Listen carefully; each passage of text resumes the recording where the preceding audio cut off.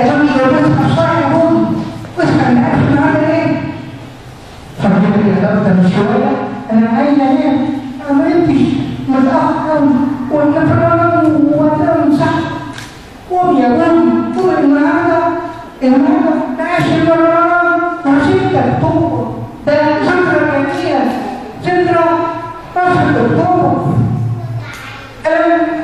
يا سيد رب يا ضرب سيد بقى سيدنا وانا صحينا كويس الفطار تعبان تدبر يا ابني قالوا يا ابويا عشان نروح نحتفل سوا هنطلع على مسلسل ونجيب حاجات حلوه ونحتفل بمنصه الدكتور سوا على الفطار.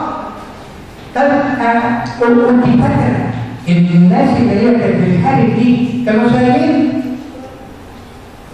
ايوه دول طبعا كانوا صايمين، الحرب كانت الساعه 2 الظهر، احنا هنيجي من يوم رمضان كانوا صايمين يا ابويا. كمان ناس صايمين وحاربوا وانتصروا. الكلام ده نروح مشتت وكده يلا بينا. يا عم مشتت احنا عندنا سؤال بسيط عن محمد السيد خلينا نساله. هم الجنود المصريين يوم 18 اكتوبر كانوا صايمين؟ ايوه كانوا صايمين. كان في ثلاث ولا كانوا كلهم صايمين. امال انتصروا ازاي؟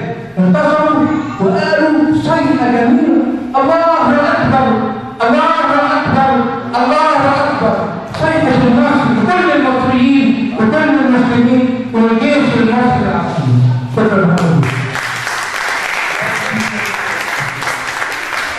انت لو رضيت بجد الشهاده الجميله ويا رب دايما مع بعض كل خير.